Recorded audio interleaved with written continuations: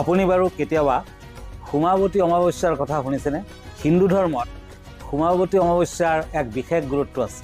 যেতিয়া অমাৱস্যা তিথি সোমবাৰে পৰে তেতিয়া সোমাৱতী অমাৱস্যাৰ সংযোগ ঘটে।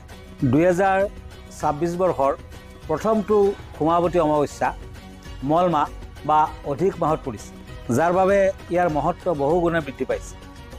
বিশ্বাস কৰা হয় যে এই দিনটোত ভগৱান শিৱ আৰু পাৰ্বতী মাতাৰ পূজা পাতল কৰিব লাগে আৰু লগতে পিতৃপুৰুষক বিধি বিধান মতে পূজা অৰ্চনা কৰিলে জীৱনত সুখ সমৃদ্ধি আৰু শান্তি আহে।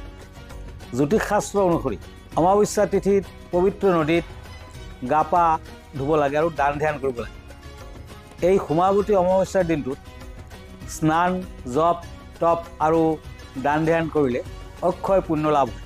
অধিক মাহৰ কৃষ্ণপক্ষৰ অমাৱস্যা তিথি অহা 14 জুন 2026 দেওবাৰ দিনা দুপৰীয়া 12:20 পৰা আৰম্ভ হ'ব আৰু 15 জুন 2026 সোমবাৰ দিনা ৰাতিপুৱা 8:24 সমাপ্ত হ'লেও উদয়া তিথি মান্য হোৱাৰ বাবে সোমাৱতী অমাৱস্যা 15 জুন 2026 ৰখা হ'ব।